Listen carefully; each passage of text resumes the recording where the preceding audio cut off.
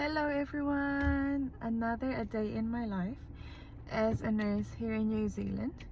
But this time, Ilocano tayo mata.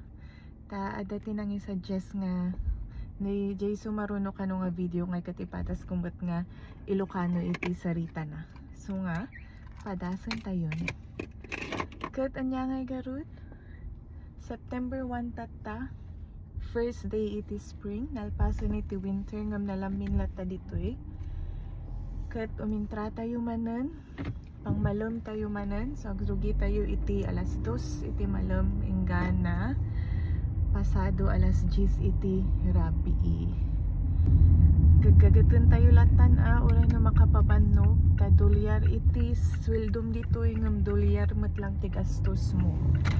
Sapay iti gastos iti bayad ti balay, bayad ti kuryente, dagita ngay kat weekly. Nya ba ti Ilocano ti weekly? So nga gagagatan tayo lata.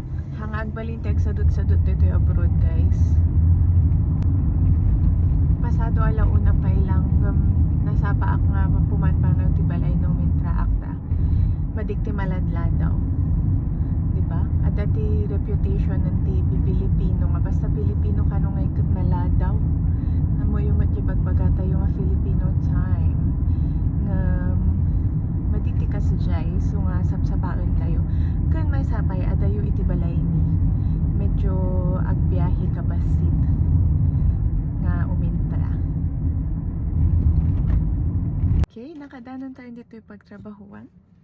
Di oras ka 10 minutes to 2. So dapat oras tayo nga pa nagkapi bago tayo agrugi nagtrabaho.